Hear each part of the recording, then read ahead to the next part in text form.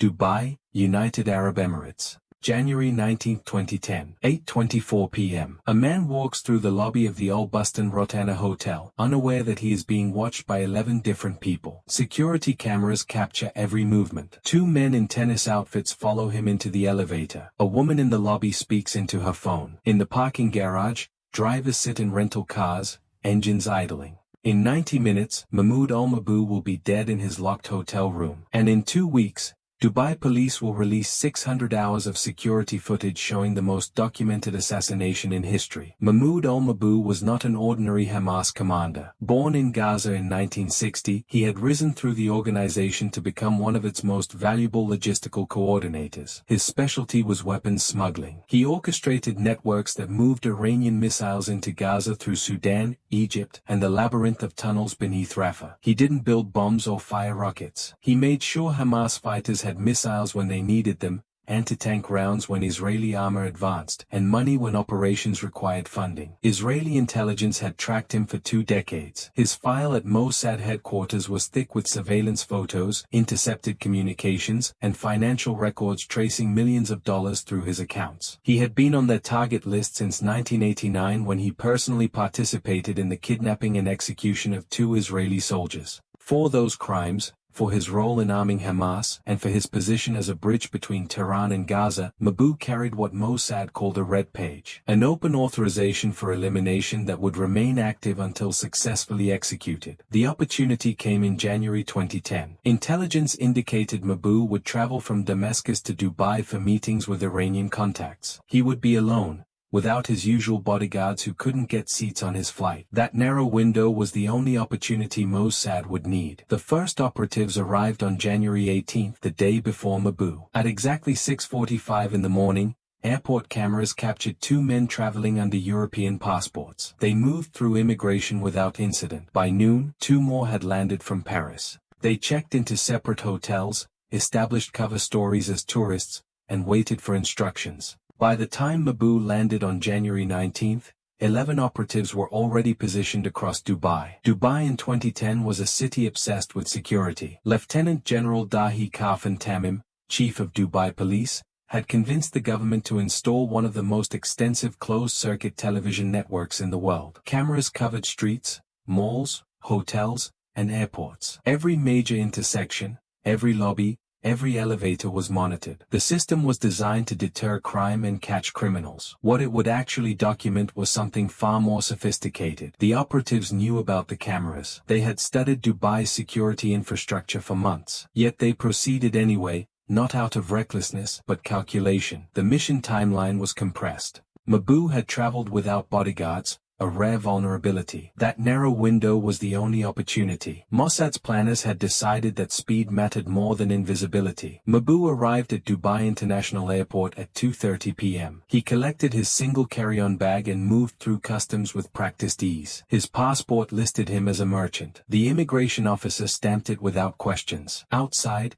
he climbed into a taxi and gave the driver an address: the Al-Bustan Rotana Hotel. What he could not see were the eyes already tracking him. Security footage captured the surveillance web closing around him. At the airport, a woman in sunglasses watched him pass. Near the baggage carousel, a man pretending to read a newspaper noted the time. In the parking structure, another operative transmitted a brief message: "Target has arrived." Before going upstairs to room 230, Mabhouh deposited cash and documents in the hotel safe. Then he rode the elevator up, flanked by 2 men dressed in tennis outfits carrying rackets. They stood close enough to note his floor, his room number, the exact location of his door. Mabhouh did not react to their presence. Tennis players were common in luxury hotels. The 2 lookouts spent the next hour pacing the second-floor corridor. One stood near the elevator making calls on what appeared to be a secure communication device. The other walked back and forth, observing who entered and exited rooms. They were mapping the terrain,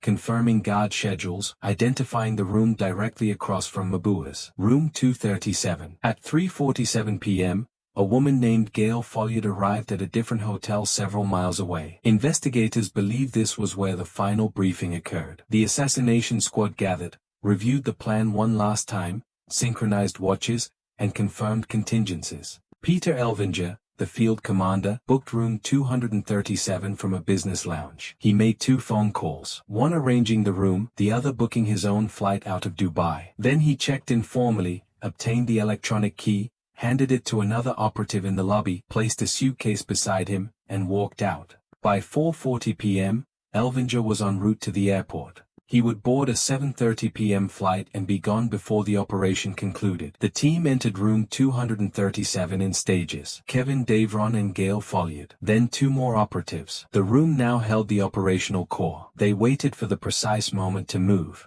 Mabhouh had left the hotel briefly at 4:23 p.m. Some reports suggest he met with contacts at a nearby location. What is certain is that he returned at 8:24 p.m., walked past Gail in the corridor, who was smiling and talking on her phone, and entered his room. His key worked normally. The door showed no signs of tampering. At exactly 8 p.m., the hit squad attempted to access his room. The hotel's electronic lock system logged a failed reprogramming attempt using an unregistered key. They were trying to hack the door, recoding it to grant access without disabling Mabhouh's own key. The technology was sophisticated, likely rehearsed on similar locks during training. What happened inside room 230 remains partially unknown. No audio was recorded. No witnesses survived to describe the sequence. But forensic evidence revealed brutal efficiency. Mabhouh was first immobilized with succinylcholine chloride, a fast-acting muscle relaxant injected into his right hip. The drug induces paralysis within 60 seconds while leaving the victim conscious, unable to move,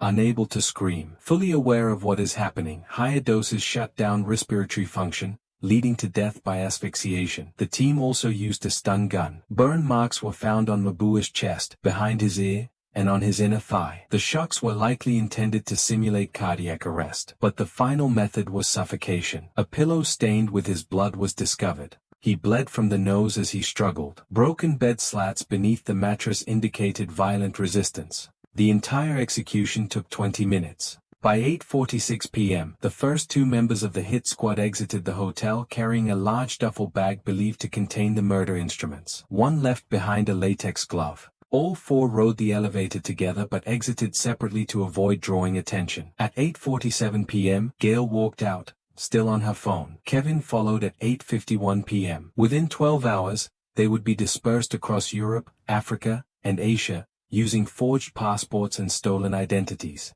Mabhouh lay dead in his locked room, the door chained from inside, a medicine bottle staged on the nightstand to suggest overdose. The scene was arranged to appear like natural death during sleep. His wife tried calling him that night. The phone rang unanswered. Hamas headquarters in Damascus grew concerned when he failed to report in. On January 20th at approximately 1:30 p.m., a hotel maid discovered his body. He had missed checkout. What they found was a man lying peacefully on his bed. No visible wounds. No signs of struggle beyond the broken bed frame hidden beneath the mattress. Only after Dr. Fawzi bin Omran performed the autopsy did the pieces begin falling into place. The injection site. The electrical burns, the traces of succinylcholine chloride, the blood on the pillow. The official death certificate listed brain hemorrhage caused by electrocution. Dubai police did not initially know who the victim was. When Hamas finally disclosed his identity, Lieutenant General Tamim exploded in fury. His office was minutes from the Rotana. The assassination had occurred practically under his nose. Tamim ordered his investigators to pull every frame of security footage. What emerged was astonishing. 648